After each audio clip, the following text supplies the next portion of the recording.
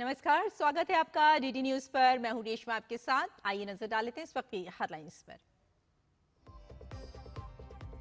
बिहार के औरंगाबाद और वैशाली में जेपी नड्डा करेंगे चुनाव प्रचार। नीतीश, चिराग, तेजस्वी समेत बाकी नेताओं ने भी झोंकी ताकत। महागठबंधन की साझा प्रेस कॉन्फ्रेंस आज।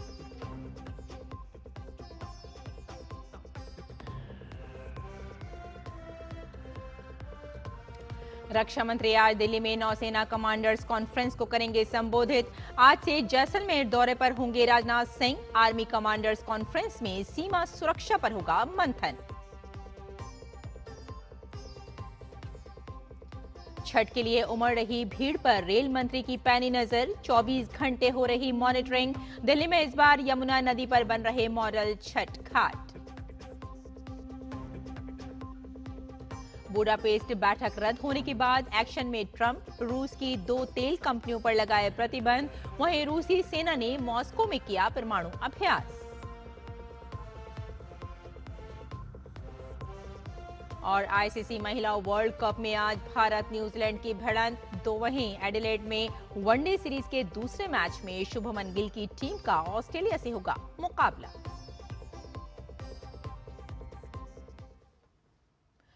और आइए अब समाचारों पर डालते हैं विस्तार से नजर।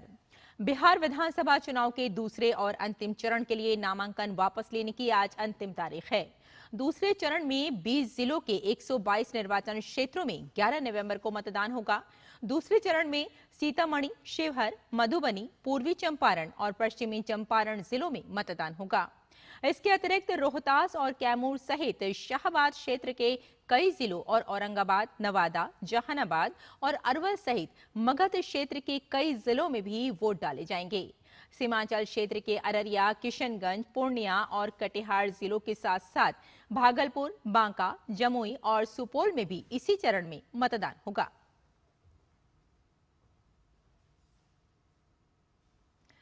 बिहार विधानसभा चुनाव को लेकर राजनीतिक दलों ने पूरी ताकत झोंक रखी है। वार पलटवार का दौर जारी है। बीजेपी के राष्ट्रीय अध्यक्ष भी आज बिहार में एनडीए प्रत्याशियों के लिए जनसभा को संबोधित करेंगे। जेपी नड्डा की वैशाली और औरंगाबाद में 2 चुनावी रैलियां हैं। औरंगाबाद के गोह विधानसभा क्षेत्र से बीजेपी प्रत्याशी रणविजय सिंह के समर्थन में रैली को संबोधित करेंगे। इसके बाद वैशाली के पातेपुर विधानसभा में लखेंद्र कुमार रोशन के समर्थन में चुनावी हुंकार भरेंगे। आज महागठबंधन के घटक दलों के नेता संयुक्त प्रेस कॉन्फ्रेंस करके अपनी रणनीति साफ करेंगे। इस दौरान संयुक्त संकल्प पत्र जारी होने की संभावना है। इसमें आर्थिक न्याय पर फोकस होगा।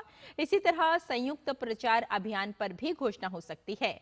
इस प्रेस कॉन्फ्रेंस से पहले दोनों दलों के बीच हुए संवाद में कांग्रेस से कृष्णा अलवरू और राजेडी से मांगनी लाल मंडल और संजय यादव मौजूद रहे।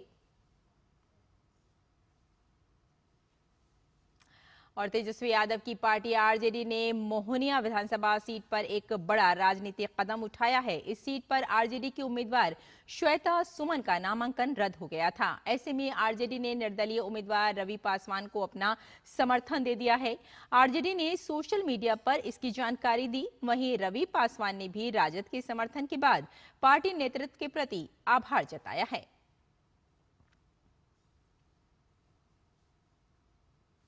बिहार के बाद अब महाराष्ट्र की सियासत में भी इंडी ब्लॉक की कलह खुलकर सामने आ गई है। मुंबई में बीएमसी चुनाव से पहले कांग्रेस और उद्धव ठाकरे की पार्टी के बीच मतभेद गहराते जा रहे हैं। कांग्रेस ने साफ ऐलान किया है कि वो बीएमसी चुनाव अकेले लड़ेगी और उद्धव ठाकरे या राज ठाकरे से गठबंधन नहीं करेगी। पेश है एक रिपोर्ट। बिहार के बाद महाराष्ट्र में इंडी ब्लॉक में कलह जारी है। राज्य में महाविकास अघाड़ी की कलह आखिरकार सतह पर आ गई है। खबर है कि उद्धव और राज ठाकरे की करीबी कांग्रेस को पच नहीं रही है।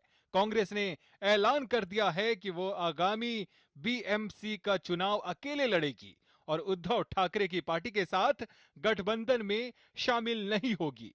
कांग्रेस नेता और पूर्व मुंबई अध्यक्ष भाई जगताप ने कहा कि कांग्रेस राज ठाकरे से हाथ नहीं मिलाएगी और उद्धव ठाकरे के साथ गठबंधन में भी चुनाव नहीं लड़ेगी।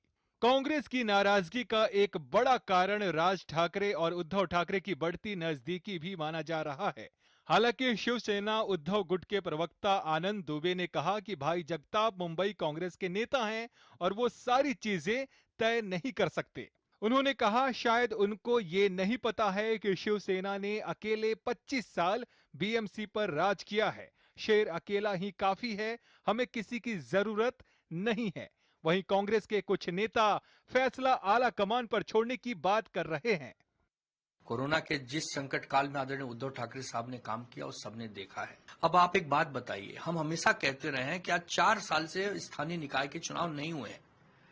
अब हम कह रहे हैं कि इसको अगर और 6 महीना आप नहीं करेंगे तो कौन सा पहाड़ टूट पड़ेगा। अरे 4 साल, 4.5 साल, लेकिन अब ये डरे हुए हैं। हमारी पार्टी जो है वो पक्ष के ज्येष्ठ नेता आदरणीय मल्लिकार्जुन खड़गे साहब, आदरणीय नेता सोनिया गांधी और आदरणीय नेता राहुल गांधी जी के जो है वो जो है उनके पास जाने के बाद जो निर्णय हमारे पक्ष श्रेष्ठता देंगे, जो निर्णय हमारी पार्टी लेगी, उस पार्टी जो निर्णय लेगी उसके ऊपर हम आने वाले दिनों में जो है वो निर्णय लेके काम करेंगे। अगर पार्टी निर्णय लेती है अलायंस का तो हम अलायंस में जाएंगे। पार्टी सोचती है कि हमें जो है वो अकेले जाना है तो हम अकेले जाने का काम करेंगे। वहीं बीएमसी चुनाव से पहले वोटर लिस्ट के मुद्दे पर भी सियासत गरमाई हुई है। राज ठाकरे ने निर्वाचन आयोग को चुनौती दी कि जब तक मतदाता सूची पूरी तरह से ठीक नहीं होती तब तक चुनाव नहीं कराए जाने चाहिए। बीजेपी ने इस मामले में अघाड़ी पर निशाना साधा है और कहा है कि महाविकास अघाड़ी डर की वजह से तमाम बहाने बना रही है। इसके लिए जब इनको पता चल चुका है कि राज ठाकरे उद्धव ठाकरे को कि ये लूटने वाली महापालिका अब उनके हाथ से जा रहे हैं, इसके लिए फिर एक एक बहाने ढूंढ रहे हैं। अब नाच ना आने आंगन टेढ़ा, अरे यही मतदार यादी ये लोकसभा के समय पर भी थी। तब उद्धव ठाकरे को ये यादी में मतदाता सूची में कोई उसको शंका नहीं थी, क्योंकि 48 में से 21 जगह वो जीत पाए। कुल मिलाकर बीएमसी चुनाव से पहले महाराष्ट्र की सियासत में हर दल अपने अपने सियासी मुद्दों को हवा दे रहा है। और इस वक्त की एक बड़ी खबर आ रही है कि दिल्ली के रोहिणी इलाके से यहां देर रात एनकाउंटर में बिहार के 4 मोस्ट वांटेड गैंगस्टर मारे गए हैं। एनकाउंटर में गैंग का सरगना रंजन पाठक भी मारा गया है। ये ऑपरेशन दिल्ली पुलिस की क्राइम ब्रांच और बिहार पुलिस की ज्वाइंट टीम ने मिलकर किया है। पुलिस और बदमाशों के बीच जबरदस्त गोलीबारी हुई, जिसमें चारों बदमाशों को गोलियां लगीं। सभी को बाद में इलाज के लिए रोहिणी स्थित डॉक्टर बीएसए अस्पताल ले जाया गया। यहां डॉक्टर्स ने चारों गैंगस्टर को मृत घोषित कर दिया। ये चारों आरोपी बिहार में कई संगीन वारदातों में वांटेड थे। ये गैंग सिग्मा एंड कंपनी के नाम से कुख्यात था और इसका सरगना रंजन पाठक था। इस खबर पर आपको हम ताजा अपडेट लगातार अपने बुलेटिन्स में साझा करते रहेंगे।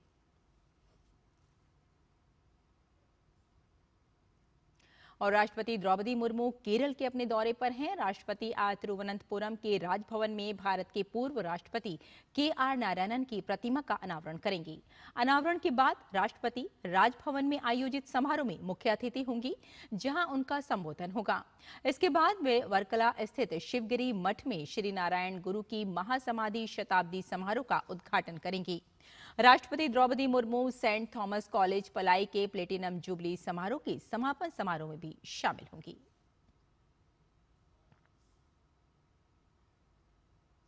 और रक्षा मंत्री राजनाथ सिंह नई दिल्ली में भारतीय नौसेना के द्विवार्षिक कमांडर सम्मेलन के दूसरे संस्करण को संबोधित करेंगे। साथ ही व्यापक राष्ट्रीय हितों और विकसित भारत 2047 पर एक दृष्टिकोण प्रस्तुत करेंगे। चीफ ऑफ डिफेंस स्टाफ और वायुसेना प्रमुख भी सम्मेलन को संबोधित करेंगे और नौसेना के वरिष्ठ अधिकारियों के साथ विचार विमर्श करेंगे। ये 3 दिवसीय सम्मेलन ऑपरेशन सिंदूर के बाद नौसेना के अभियानों की तेज गति और युद्ध की तैयारियों की पृष्ठभूमि के दृष्टिकोण से बेहद महत्वपूर्ण है। सम्मेलन के दौरान भारतीय सेना, भारतीय वायुसेना और भारतीय तटरक्षक बल के साथ युद्ध क्षमताओं और संयुक्त अभियानों को बढ़ाने, उभरते खतरों को रोकने और हिंद महासागर और हिंद प्रशांत क्षेत्र में नौसेना के समुद्री कौशल का भी प्रदर्शन किया जाएगा। इसके अलावा रक्षा मंत्री रक्षा खरीद मैनुअल का शुभारंभ भी करेंगे।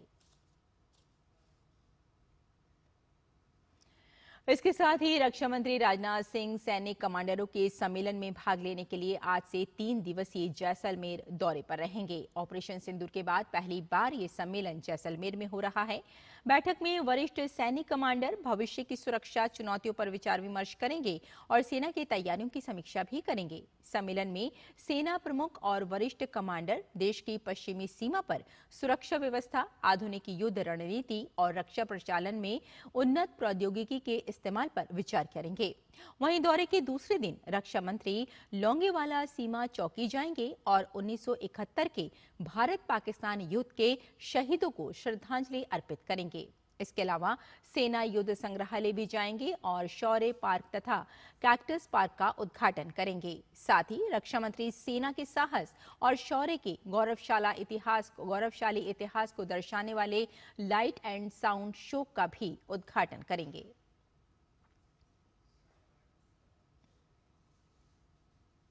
और यहाँ रुकते हैं एक छोटे से ब्रेक के लिए, जल्द हाजिर होते हैं। आप देखते रहिए डीडी न्यूज। LIC युवा प्रोफेशनल्स के लिए लाए हैं नवजीवन श्री। करें नियमित प्रीमियम का भुगतान, जीवन बीमा का आनंद लें। प्राप्त करें प्रीमियम के प्रतिशत पर गारंटीकृत एडिशंस। अपने वित्तीय लक्ष्यों के अनुरूप मैच्योरिटी पर गारंटीकृत धनराशि पाएं। मौजूदा पॉलिसी धारकों के लिए आकर्षक अतिरिक्त लाभ। आज ही खरीदें। ब्रेक के बाद एक बार फिर आपका स्वागत है। आइए आगे बढ़ते हैं और कुछ और खबरें देख लेते हैं। देश भर में आज भैया दूज का पर्व हर्षोल्लास के साथ मनाया जा रहा है। ये पर्व भाई बहन के अटूट स्नेह और विश्वास का प्रतीक माना जाता है। इस दिन बहनें अपने भाइयों के माथे पर तिलक लगाकर उन्हें मिठाई खिलाती हैं और उनके दीर्घायु और सुख समृद्धि की कामना करती हैं। पौराणिक मान्यता के अनुसार इस दिन यमराज अपनी बहन यमुना के घर गए थे, जहां यमुना जी ने उनका तिलक कर आदर सत्कार किया था। तभी से ये परंपरा चली आ रही है। दीपावली के बाद मनाया जाने वाला ये त्योहार रिश्तों की मिठास बढ़ाने का अवसर देता है। इस बार दिल्ली सरकार ने लोक आस्था के महापर्व छठ को ऐतिहासिक और भव्य बनाने के लिए बड़े स्तर पर इंतजाम किए हैं। इस बार न सिर्फ घाटों को सजाया जाएगा, बल्कि सांस्कृतिक कार्यक्रमों और सुविधाओं के जरिए इसे एक यादगार पर्व भी मनाया जाएगा। मुख्यमंत्री रेखा गुप्ता ने खुद तैयारियों की समीक्षा की और यमुना पर छठ पूजा के आयोजन से जुड़ा बड़ा ऐलान भी किया है। देखिए ये रिपोर्ट। भक्ति और आस्था का महापर्व छठ बिहार से लेकर दिल्ली तक इस पर्व की धूम रहती है। सूर्य को अर्घ्य, आस्था का सागर और तैयारी में जुटी है दिल्ली सरकार। छठ पूजा सिर्फ एक पर्व नहीं, सूर्य से जुड़ी एक गहरी आस्था की परंपरा है और दिल्ली सरकार छठ महापर्व को भव्य बनाने की तैयारी कर रही है। मुख्यमंत्री के साथ ही तमाम मंत्री इस काम में लग गए हैं। मुख्यमंत्री रेखा गुप्ता ने छठ की तैयारियों को लेकर बड़ी घोषणाएं की। आप सबको मालूम है, वर्षों से यमुना जी पे छठ की पूजा सरकार द्वारा बंद कर दी गई थी। सरकार स्वयं से उस पूजा को नहीं कर रही थी, जिसे इस बार हमारी सरकार आने के बाद उस प्रतिबंध को हमने हटाया। यमुना नदी के किनारे 17 मॉडल छठ घाट बनाए जा रहे हैं। सभी जिलों और उप जिलों में कम से कम एक मॉडल छठ घाट तैयार किए जा रहे हैं। घाटों पर छठ व्रतियों के लिए हर सुविधा उपलब्ध होगी। टेंट, बिजली, शौचालय, पेयजल, सफाई की पूरी व्यवस्था होगी। 200 से अधिक सांस्कृतिक कार्यक्रम का आयोजन भी होगा। इसके बाद मुख्यमंत्री ने प्रेमबाड़ी पुल से लेकर मुनक नहर तक आगामी छठ पर्व को लेकर चल रही तैयारियों की समीक्षा की। इस दौरान उन्होंने बताया कि दिल्ली में छठ महापर्व के चलते स्वच्छता अभियान चलाया जाएगा। दिल्ली सरकार इस बार छठ पर्व को पहले से कहीं ज्यादा भव्य, सुरक्षित और व्यवस्थित आयोजित करने के लिए पूरी प्रतिबद्धता के साथ कार्य कर रही है। आप यहाँ देख सकते हैं दिल्ली में यमुना नदी का जो जल है किस तरह से पहले से कहीं ज़्यादा स्वच्छ और निर्मल हो गया है और झाग या अन्य प्रकार के प्रदूषण भी कोई समस्या नहीं दिखाई दे रही। घाटों की सफाई और समतलीकरण के लिए जेसीबी मशीनों द्वारा लगातार कार्य किया जा रहा है। दिल्ली के पर्यावरण मंत्री मनजिंदर सिंह सिरसा ने ITO स्थित छठ घाट का दौरा किया और उन्होंने यहाँ पर श्रमदान भी किया। ये छठ पूजा उतनी ही भव्य होगी जितनी भव्य इस बार दीपावली थी। ये छठ पूजा की खूबसूरती ये होगी कि जैसे 27 साल बाद भाजपा की सरकार आई है, तो पता चलना चाहिए कि 27 साल बाद उतनी ही भव्य छठ पूजा हो रही है। दिल्ली सरकार के मंत्री कपिल मिश्रा ने भी छठ पूजा की तैयारियों के संबंध में यमुना घाट पहुंचकर निरीक्षण किया। छठ पूजा करने वालों पर दर्ज केस वापस लेने का भी उन्होंने ऐलान किया। जो लोग ये चाहते थे कि छठ की पूजा यमुना तट पर हो, उनके ऊपर मुकदमे दर्ज कराने का पाप केजरीवाल ने किया था। आज मुख्यमंत्री महोदया ने एक ऐतिहासिक निर्णय लिया है कि ऐसे सभी मुकदमे जो छठ व्रतधारियों पर, छठ पूजा करने वालों पर किए गए थे, वो सभी मुकदमे दिल्ली सरकार विड्रॉ करेगी। सरकार की ये तैयारियां साफ दिखा रही हैं कि इस बार राजधानी में छठ पर्व पहले से कहीं ज्यादा भव्य होगा, जो नई उमंग, नए जोश के साथ मनाया जाएगा। गिरीश निशाना के साथ ब्यूरो रिपोर्ट, डीडी न्यूज। त्योहारों की रौनक के बीच यात्रियों को उनके गंतव्य तक सुखद और सुगम तरीके से पहुंचाने के लिए रेलवे ने कमर कस ली है। छठ महापर्व को देखते हुए रेलवे 7,800 और विशेष ट्रेनों का परिचालन कर रहा है। साथ ही भीड़ की निगरानी के लिए विशेष तंत्र भी बनाया गया है। देश में त्योहारों की रौनक तेजी से बढ़ रही है और इसके साथ ही रेलवे स्टेशनों पर यात्रियों की भीड़ भी लगातार बढ़ रही है। इस भारी भीड़ को देखते हुए रेलवे ने अब त्योहारी सीजन में सफर को सुगम और सुरक्षित बनाने की पूरी तैयारी कर ली है। विशेष ट्रेनों का संचालन रिकॉर्ड स्तर पर है। पिछले 20 दिनों में 4,211 विशेष ट्रेनें चलाई जा चुकी हैं, जिनसे 1 करोड़ से ज्यादा लोगों ने यात्रा की है। भीड़ को नियंत्रित करने और सभी को सुविधा देने के लिए अब रेलवे 7,800 और विशेष ट्रेनें चलाने की योजना बना रहा है। इस समय प्रतिदिन करीब 4.25 लाख लोग ट्रेनों से सफर कर रहे हैं। त्योहारों में बढ़ती भीड़ की निगरानी के लिए रेलवे ने 80 से अधिक वॉर रूम सक्रिय किए हैं, जो रेल भवन, जोन और डिवीजनों में लगातार मॉनिटरिंग कर रहे हैं। हर स्टेशन पर नियंत्रण कक्ष स्थापित किए गए हैं, जो भीड़, ट्रेन संचालन और सुरक्षा पर पल पल नजर रख रहे हैं। अतिरिक्त टिकट काउंटर और MUTS मशीनें लगाई गई हैं। स्टेशनों पर पीने के साफ पानी, वॉशरूम और समर्पित होल्डिंग एरिया की व्यवस्था की गई है। सुरक्षा के लिए RPF और रेलवे स्टाफ की भी तैनाती बढ़ा दी गई है। छठ पर्व पर यात्रियों की सुविधा और सुरक्षा के लिए रेलवे पूरी तरह मुस्तैद है। नई दिल्ली स्टेशन पर रेल सेवक MUTS यानी कि mobile unreserved ticketing service machine के जरिए यात्रियों को तुरंत टिकट दिया जा रहा है।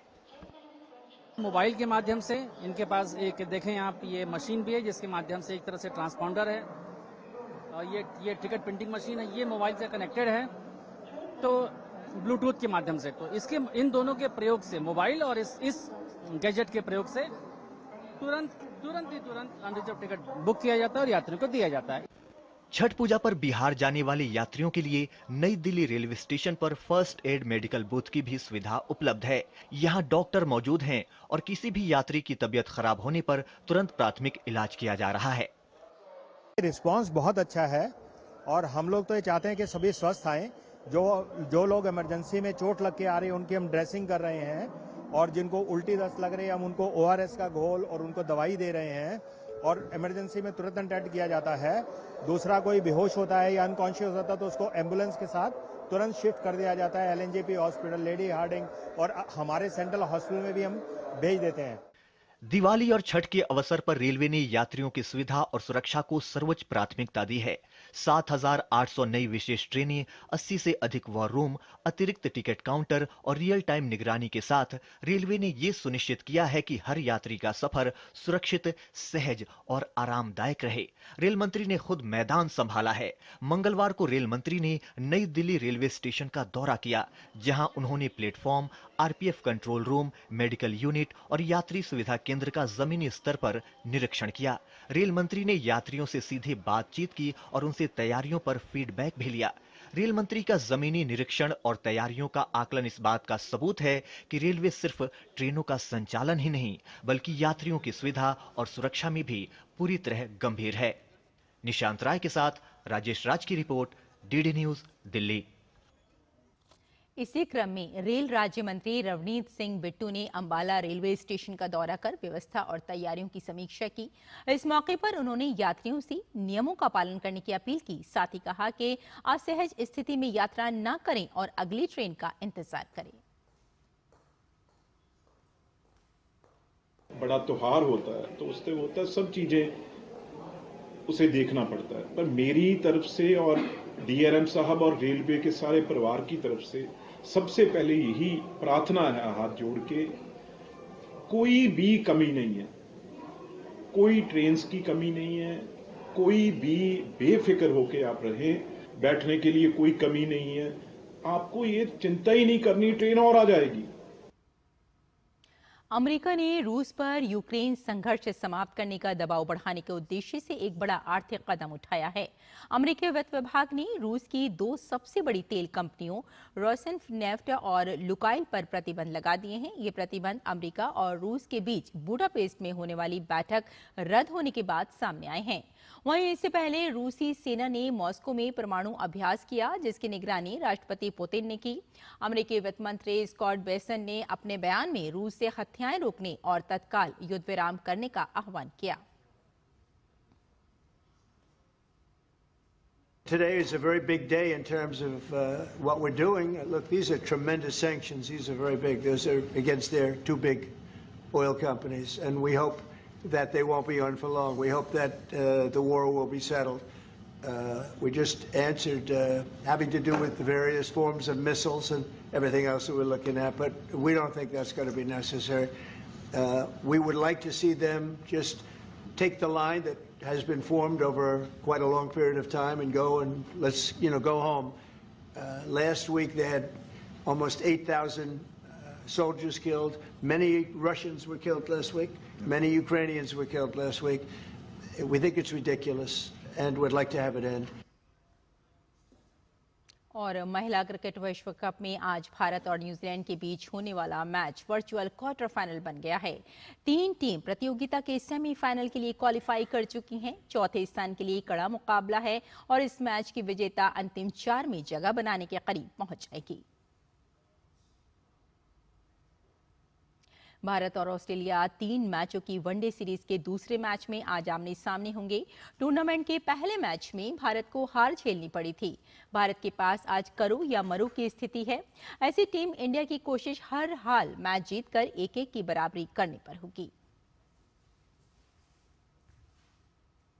रक्षा मंत्री राजनाथ सिंह ने लेफ्टिनेंट जनरल सेवानिवृत्त राज शुक्ला द्वारा लिखित पुस्तक civil military fusion as a metric of national power and comprehensive security का विमोचन किया। इस मौके पर सेवानिवृत्त लेफ्टिनेंट जनरल राज शुक्ला से विशेष बातचीत की डीडी न्यूज संवाददाता विशाल बैरिस्टो ने। आप इस बातचीत को देखिए और हमें यही अनुमति दीजिए। नमस्कार। सिविल मिलिट्री फ्यूजन आज की ज़रूरत है और क्यों, उसके लिए किताब लिखी है जनरल राज शुक्ला ने। आइए हम उनसे बात करते हैं और जानते हैं। सर, आपने एक सीक्रेट सॉस की बात करी है जो बहुत ज़रूरी है। आपने चीन का उदाहरण दिया, आपने अमेरिका का उदाहरण दिया। आज हमारे देश के लिए इतना ज़रूरी हो गया है, ख़ास तौर से ऑप सिंदूर के बाद। तो आप देखिए, हमारे यहाँ भी एक कहावत है, सरस्वती, लक्ष्मी और दुर्गा का मिश्रण। इसका अर्थ क्या है कि सरस्वती, आपकी जो यूनिवर्सिटीज़ हों उसमें इतनी शानदार हों, उसमें जो शिक्षा का स्तर हो इतना ऊंचा हो। अगर हमारी जैसे नालंदा थी या Allahabad, at one time it was called the Oxford of the east, तो इस यूनिवर्सिटी सिस्टम से प्रतिभा निकलेगी और टेक्नोलॉजीज़, तकनीकीकरण और टैलेंट और टेक्नोलॉजी मिलकर आपको लक्ष्मी देंगे। You will create wealth. और लक्ष्मी का कुछ हिस्सा आप दुर्गा पे लगाएं, इंस्ट्रूमेंट्स ऑफ पावर। तो एक्चुअली सरस्वती लक्ष्मी का दुर्ग और दुर्गा का मिश्रण in modern parlance is civil military fusion. It goes beyond civil military. It means every talent, every attribute, हर चीज़ को आप राष्ट्रीय सुरक्षा की सेवा में लगाएं। जब प्रधानमंत्री जी बात करते हैं सुदर्शन चक्र की, that is also, it is about some military components, जैसे एयर डिफेंस हुआ, मिसाइल्स हुआ। बट इनको अगर हमें टेक्नोलॉजी से लैस करना है और टेक्नोलॉजी से लैस करते हुए जो पूरा प्रोसेस है उसमें तीव्र गति कैसे लाना है, civil military fusion. All talents must come together. Sir आपने बात करी थिएटराइजेशन की, अभी तक हम उसका इंतज़ार कर रहे हैं, ये क्यों इतना ज़्यादा ज़रूरी है भारत जैसे देश के लिए? देखिए ज़रूरी इसलिए है, हमारे पास चुनौती क्या है। आज जो हमारी स्थिति है, जैसे chief of defence staff USA में, अगर वो आप एक मापदंड ले लें, यूएसए में chief of defence staff was established in 1949। उसके बाद वो अनेक चुनौतियों से गुजरे, गल्फ वॉर 1, गल्फ वॉर 2, हर पायदान में इंटीग्रेशन बढ़ा, डिजिटाइजेशन, डिजिटल थिएटर्स, फिर इंटीग्रेशन, फिर क्रॉस पॉलिनेशन। तो आपने सुना जनरल राज शुक्ला को, इन्होंने कहा कि अब वक्त नहीं है हमारे पास, हमें बहुत तेज़ी से सिविल और मिलिट्री का फ्यूजन करना होगा, क्योंकि हमारा पड़ोसी देश चीन बहुत तेज़ गति से आगे बढ़ रहा है और बड़ी बड़ी चुनौतियां भी पेश कर रहा है। कैमरामैन राहुल के साथ मैं विशाल बैरिस्टो, डीडी न्यूज़, दिल्ली।